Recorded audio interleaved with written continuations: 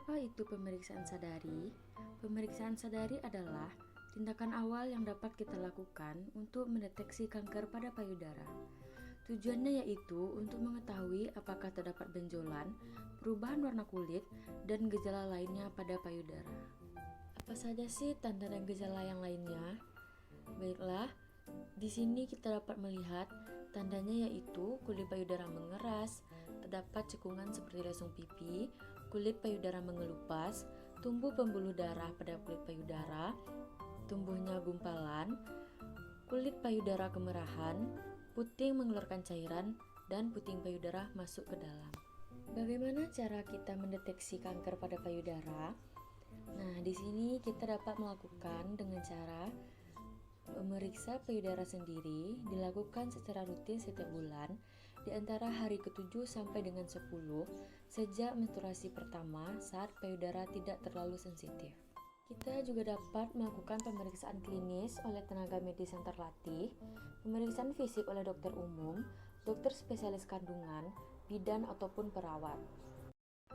Dan kita bisa melakukan pemeriksaan mamografi, pemeriksaan ultrasonografi atau USG. Bagaimana cara pemeriksaan sadari itu sendiri? Yang pertama, kita dapat melakukan dengan cara berdiri tegak menghadap cermin. Cermati jika ada perubahan pada bentuk dan permukaan kulit payudara. Apakah ada pembengkakan atau perubahan pada puting? Jangan risau dan khawatir jika bentuk payudara sebelah kanan dan kiri tidak simetris. Cara yang kedua, angkat kedua lengan ke atas, tekuk siku dan posisikan tangan di belakang kepala. Dorong siku ke belakang dan cermati lagi bentuk dan ukuran payudara. Otot dada dengan sendirinya berkontraksi pada saat kita melakukan gerakan ini. Cara yang ketiga, yaitu posisikan kedua tangan pada pinggang, condongkan bahu ke depan sehingga payudara menggantung, dan dorong kedua siku ke depan, lalu kencangkan otot dada.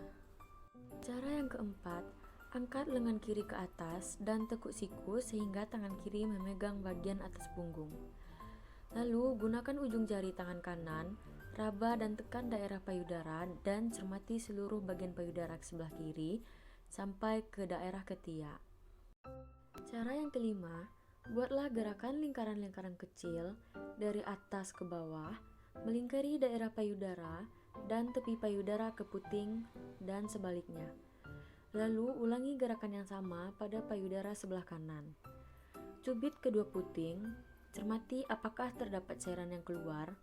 Jika iya, maka segera berkonsultasi dengan dokter. Cara yang terakhir, pada posisi berbaring, letakkan bantal di bawah punggung, lalu angkat lengan kiri ke atas dan cermati payudara sebelah kiri menggunakan 3 pola gerakan sebelumnya. Angkat lengan ke atas dan lakukan pemeriksaan yang sama pada payudara sebelah kanan. Pada setiap gerakan sadari ini, pastikan semua batas payudara teraba.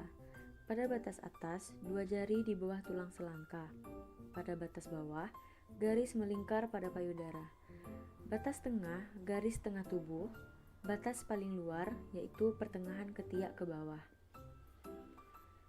Terdapat beberapa kondisi yang perlu kita cermati pada saat melakukan sadari ini, yaitu adanya benjolan pada payudara atau daerah sekitar ketiak, perubahan ukuran atau bentuk payudara seperti pembengkakan, perubahan permukaan payudara, kulit mengeras, kulit mengelupas, berwarna kemerahan atau seperti kulit jeruk, dan adanya perubahan pada puting, puting tertarik ke dalam atau keluarnya cairan pada puting. Adapun beberapa faktor risiko yang terdapat pada kanker payudara ini.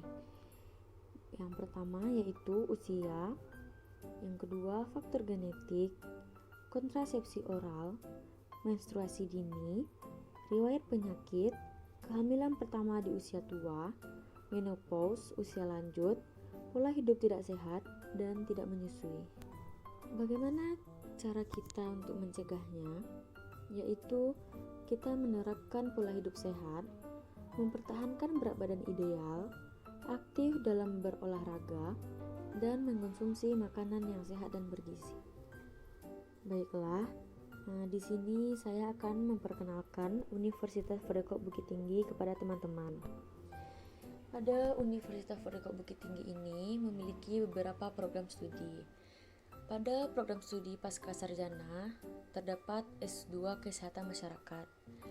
Pada Fakultas Kesehatan terdapat jurusan S1 Kesehatan Masyarakat, S1 Keperawatan, S1 Farmasi, Pendidikan Profesi Bidan, Pendidikan Nurse, S1 Terapan Kebidanan, dan D3 Fisioterapi. Lalu pada Fakultas Ekonomi dan Bisnis terdapat jurusan S1 Bisnis Digital dan S1 Kewirausahaan. Universitas Ferdekok Bukit Tinggi ini sudah bekerja sama dengan institusi baik di dalam negeri maupun di luar negeri. Pada program studi Sarjana Keperawatan dan Pendidikan Nurse memiliki keunggulan dalam bidang keperawatan komplementer. Prodi Keperawatan dan Nurse merupakan satu kesatuan proses pendidikan yang menghasilkan tenaga perawat profesional. Pendidikan program reguler selama 8 semester tahap sarjana keperawatan dan 2 semester tahap pendidikan profesi. Sedangkan untuk program non-reguler, lama pendidikannya 3 semester untuk tahap sarjana keperawatan dan 2 semester untuk tahap pendidikan profesi nurse. Visi program studi adalah menghasilkan perawat profesional yang berdaya saing global pada keperawatan komplementer pada tahun 2023.